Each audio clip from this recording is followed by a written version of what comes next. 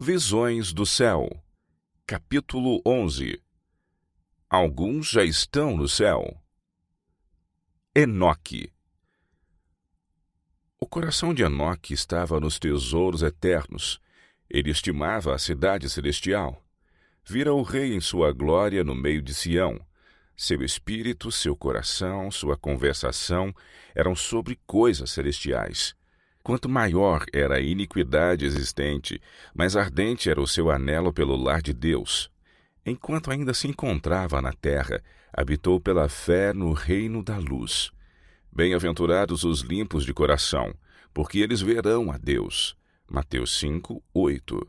Durante 300 anos, Enoque estivera procurando pureza de alma, para que pudesse estar em harmonia com o céu. Durante 3 séculos andara com Deus. Dia após dia almejara uma união mais íntima. Cada vez mais estreita se tornara a comunhão, até que Deus o tomou para si. Estivera no limiar do mundo eterno, havendo apenas um passo entre ele e o país da bem-aventurança. E agora abriram-se os portais, o andar com Deus durante tanto tempo praticado em terra continuou, e ele passou pelas portas da santa cidade, o primeiro dentre os homens a entrar ali. Moisés. O próprio Cristo, com os anjos que sepultaram a Moisés, desceu do céu para chamar o santo que dormia. Satanás exultara com seu êxito, fazendo Moisés pecar contra Deus e cair assim sob o domínio da morte. O grande adversário declarou que a sentença divina, és pó e em pó te tornarás, Gênesis 3,19, lhe dava posse dos mortos. O poder da sepultura nunca havia sido quebrado, e todos que se achavam no túmulo ele considerava como cativos seus, para jamais serem libertos da tenebrosa prisão. Pela primeira vez estava Cristo para dar a vida aos mortos. Como o príncipe da vida e os seres resplandecentes se aproximavam da sepultura, Satanás ficou apreensivo pela sua supremacia. Com seus anjos maus, levantou-se para contestar a invasão do território que alegava ser de sua posse. Ufanava-se de que o servo de Deus se houvesse tornado seu prisioneiro. Declarou que mesmo Moisés não foi capaz de guardar a lei de Deus, que tomara para si a glória devida a Jeová, o mesmo pecado que determinara o banimento de Satanás do céu, e viera pela transgressão sob o domínio de Satanás. O maior dos traidores reiterou as acusações originais que fizera contra o governo divino, e repetiu suas queixas da injustiça de Deus para com ele. Cristo não se rebaixou a entrar em controvérsia com Satanás. Poderia apresentar contra ele a obra cruel que seus enganos haviam operado no céu, causando a ruína de um número enorme de seus habitantes.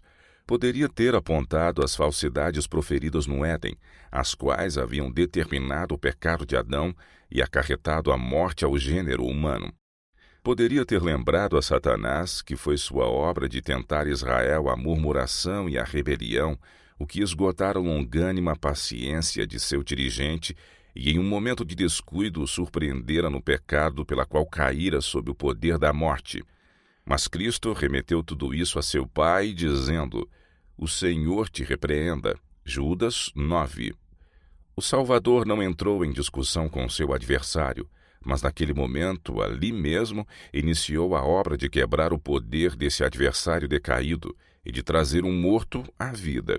Ali estava uma prova que Satanás não podia contestar, relativa à supremacia do Filho de Deus. Tornou-se para sempre certa a ressurreição.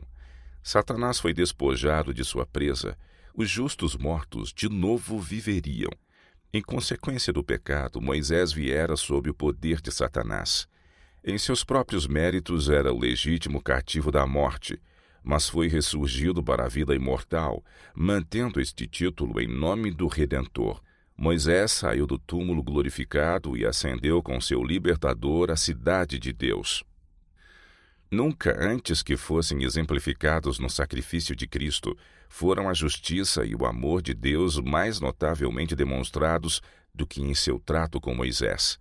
Deus excluiu Moisés de Canaã a fim de ensinar uma lição que jamais deveria ser esquecida, de que ele exige estrita obediência e de que os homens devem acautelar-se em não tomarem para si a glória que é devida a seu Criador. Ele não podia atender à oração de Moisés, de que lhe fosse dado partilhar a herança de Israel, mas não se esqueceu de seu servo nem o abandonou. O Deus do céu compreendia os sofrimentos que Moisés havia suportado, notara cada ato de serviço fiel durante aqueles longos anos de conflito e provações. No cume de Pisga, Deus chamou Moisés a uma herança infinitamente mais gloriosa do que a Canaã terrestre. No Monte da Transfiguração, Moisés estava presente com Elias, que fora trasladado. Foram enviados como portadores de luz e glória da parte do Pai e seu Filho.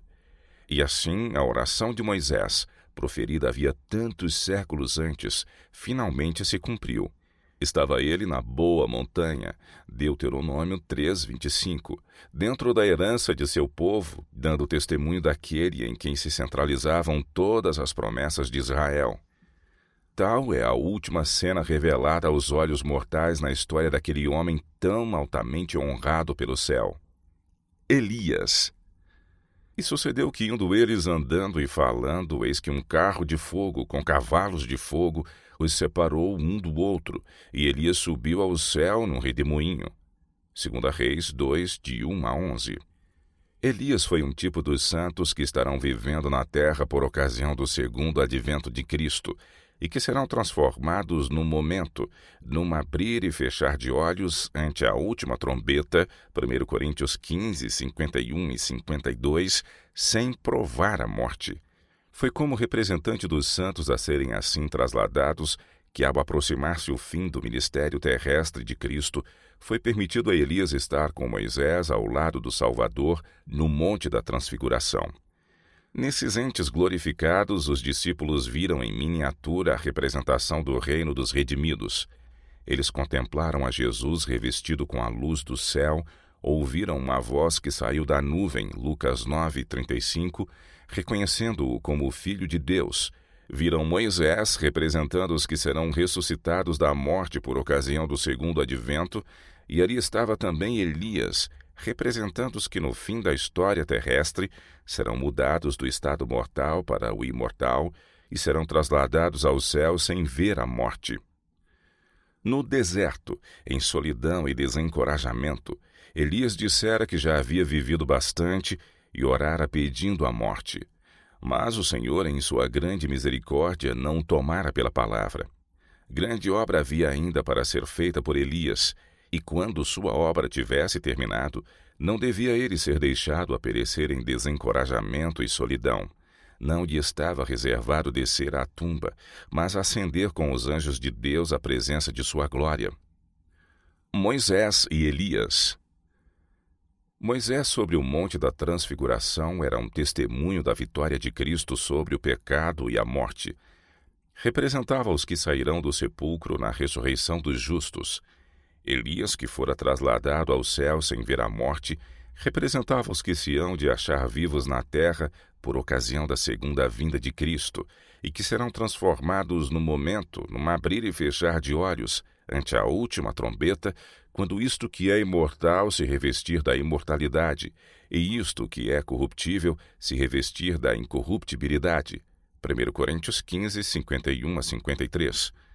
Jesus estava revestido da luz do céu, como há de aparecer quando vier a segunda vez sem pecado, para a salvação. Hebreus 9, 28. Pois virá na glória de seu Pai, com os santos anjos. Marcos 8, 38. Cumpriu-se então a promessa do Salvador aos discípulos. Sobre o monte foi representado em miniatura o futuro reino da glória, Cristo o Rei, Moisés como representante dos santos ressuscitados e Elias dos trasladados. Uma ressurreição especial. Cristo ressurgiu dos mortos como as primícias dos que dormem. Era representado pelo molho movido, e sua ressurreição ocorreu no próprio dia em que o mesmo devia ser apresentado perante o Senhor. Por mais de 1000 anos esta simbólica cerimônia fora realizada. Das searas colhia-se as primeiras espigas de grãos maduros, e quando o povo subia a Jerusalém por ocasião da Páscoa, o molho das primícias era movido como uma oferta de ações de graças perante o Senhor. Enquanto essa oferenda não fosse apresentada, a foice não podia ser metida aos cereais, nem estes ser reunidos em molhos. O molho dedicado a Deus representava a colheita. Assim, Cristo, as primícias, representava a grande colheita espiritual para o reino de Deus. Sua ressurreição é o tipo e o penhor da ressurreição de todos os justos mortos. Porque se cremos que Jesus morreu e ressuscitou, assim também aos que em Jesus dormem, Deus os tornará a trazer com ele. 1 Tessalonicenses 4,14. Quando Cristo ressurgiu, trouxe do sepulcro uma multidão de cativos. O terremoto, por ocasião de sua morte, abrira-lhes o sepulcro, e ao ressuscitar ele, ressurgiram juntamente. Eram os que haviam colaborado com Deus e que, à custa da própria vida, tinham dado testemunho da verdade.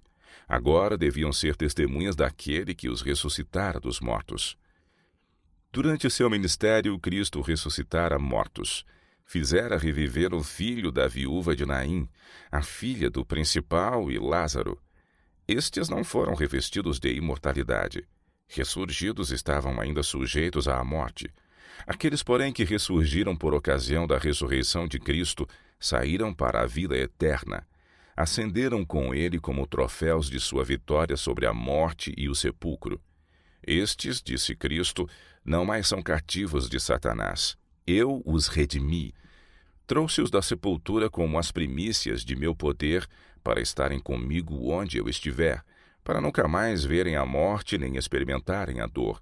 Esses entraram na cidade e apareceram a muitos, declarando: Cristo ressurgiu dos mortos, e nós ressurgimos com ele. Assim foi imortalizada a sagrada verdade da ressurreição.